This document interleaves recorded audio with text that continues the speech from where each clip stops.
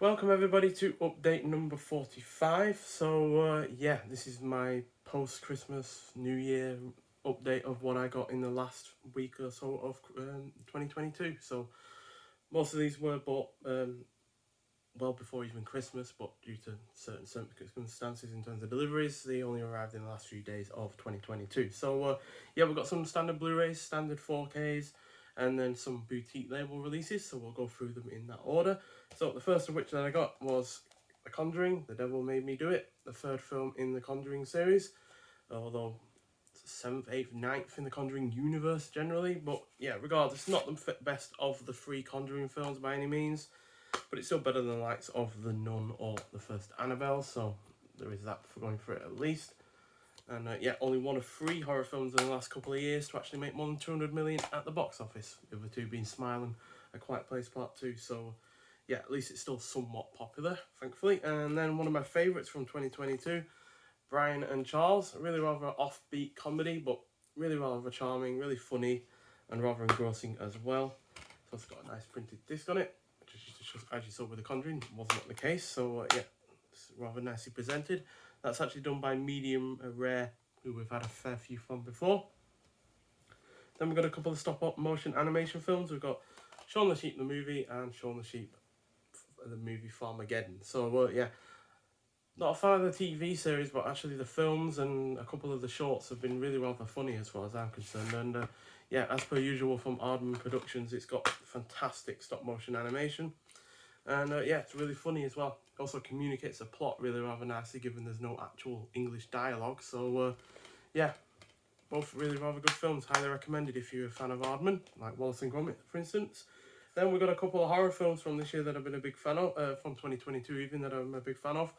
First of which is The Black Phone with Ethan Hawke, and yeah, not as scary as I anticipated it to be, but still a pretty good film. More of a psychological thriller than a out-and-out horror film, but still a horror film nonetheless, especially given some of the circumstances that you find characters are in. And then my probably my third favourite horror film of 2022, X by Ty West, and yeah, got really good cast, in particular Maya Goth, and yeah, great film.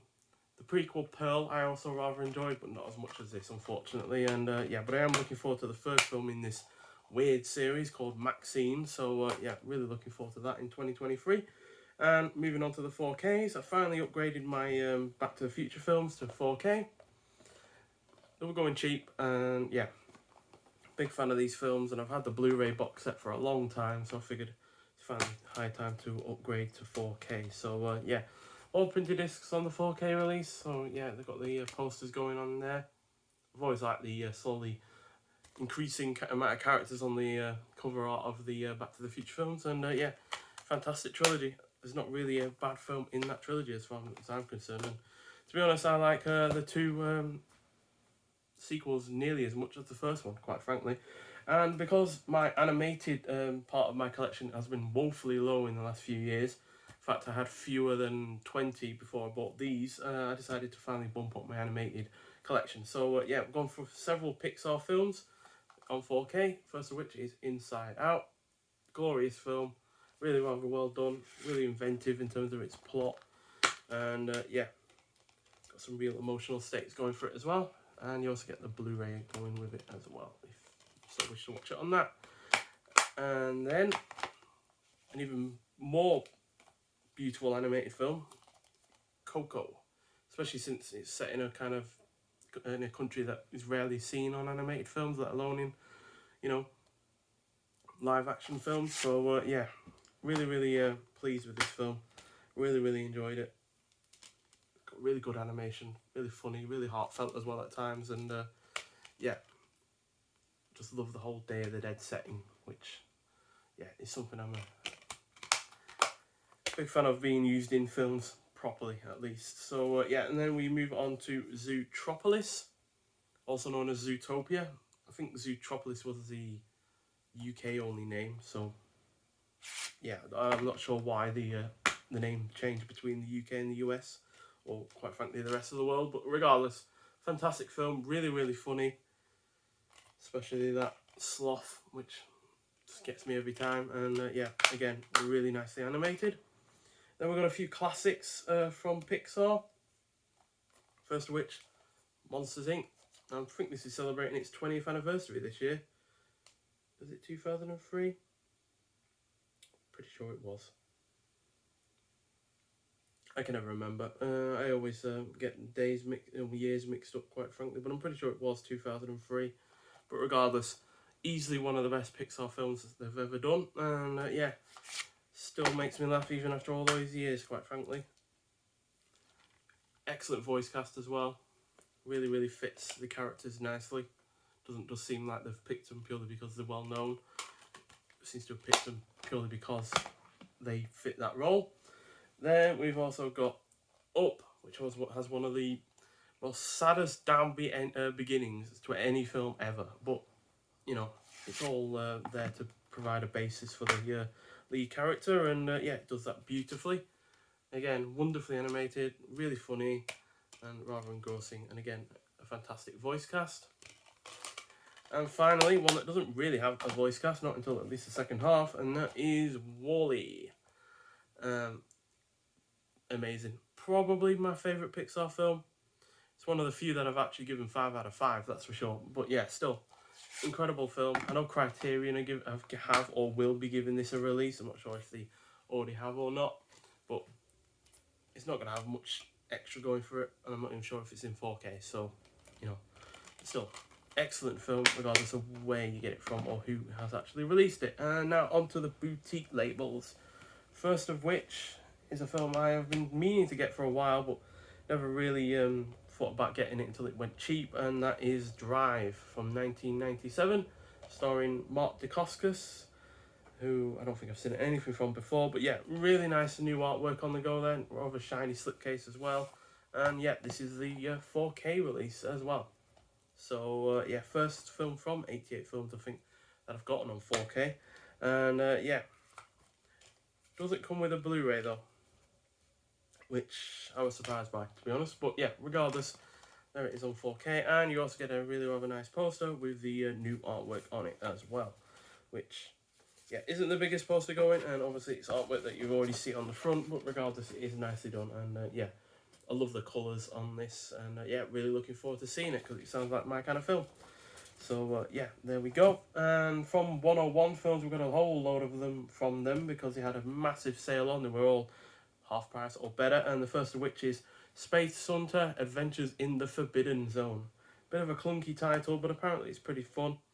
And yeah, it's got a decent cast. You got Michael Ironside in there, so yeah, and Molly Ringwald and Peter Strauss. So yeah, sounds like a fun enough adventure film, and I don't think it made any money or much money at the box office in the time, but it is one of those rare opportunities where you had a sizable budgeted film that had free reign to do what it wanted, but just so happened to not have done very well. Then we have Death Sport, which looks rather cheap and low rent, but it's from Roger Corman, well, at least produced by him, and yeah, I rarely have been disappointed by his production efforts. And yeah, you've also got David Carradine and Richard Lynch in it, so, and they usually put in good performances in their films, even if the films themselves aren't typically great. But yeah, it looks fun enough, and yeah, nice slice of exploitation from the 70s. And then from the 80s, we have an action film with Chuck Norris, Missing in Action. I think this is the first Chuck Norris film I actually own from him. So, well, starring him, should I say. And yeah, Vietnam War film, basically. After the massive success of Apocalypse Now and Rambo First Blood, yeah, a whole host of knockoffs basically came out afterwards. And yeah, but still, I'm into my 80s action, even if Chuck Norris hasn't always been the best of the 80s action stars. So yeah, looking forward to that. And then we have Lord of Illusions, which has the theatrical cut and the director's cut.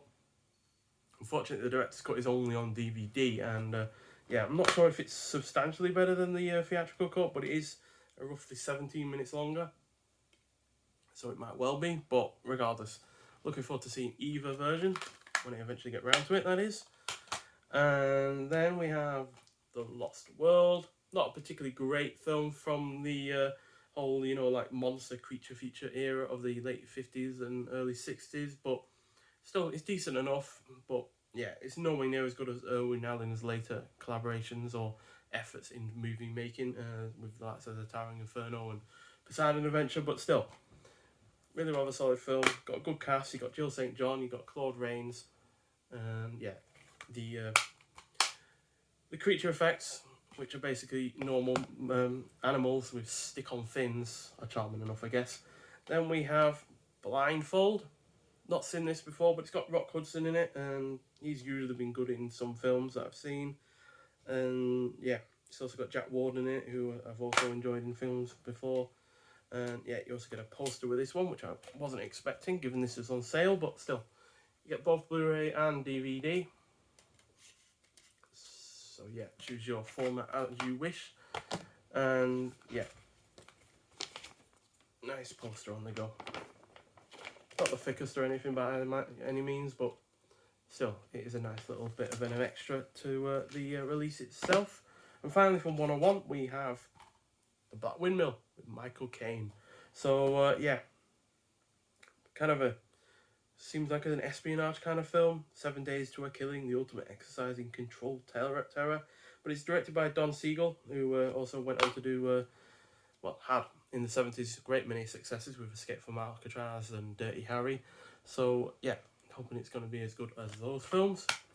And finally, from Imprint, we have 3 releases, although 2 of them are quite chunky. And the first of which is Fear is the Key.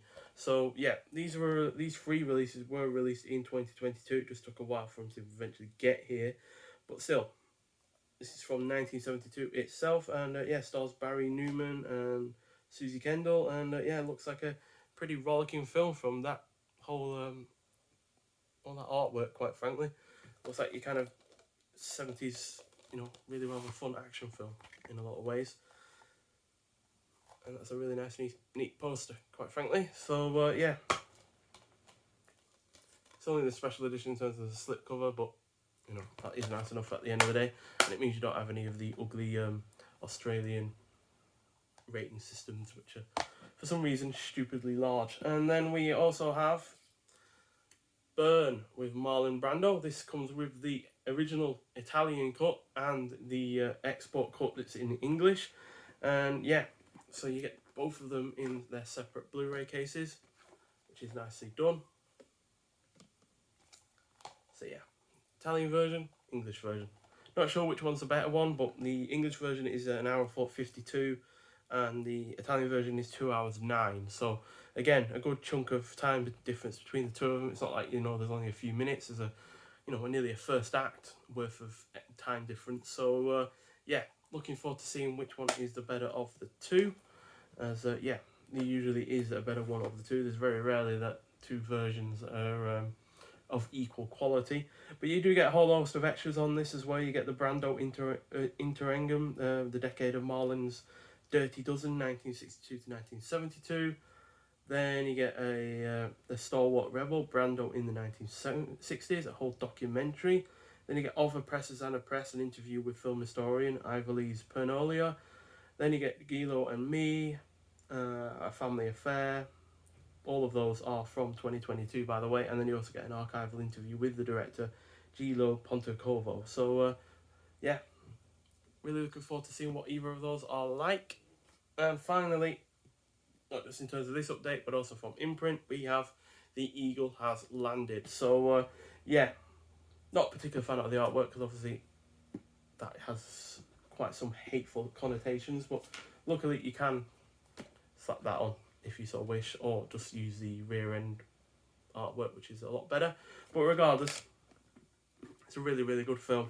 And again, this comes with 2 different versions, both of which are in 1080p on Blu-ray, so no DVD like with Lord of Illusions. So yeah, you get the theatrical cut, which clocks in at 2 hours 15 minutes long, and you also get the extended cut, which clocks in at 2 hours 31 minutes long. So yeah, it's quite a chunky film, to be honest, 2.5 hours. But then again, a lot of war films from the 60s and 70s were hardly short.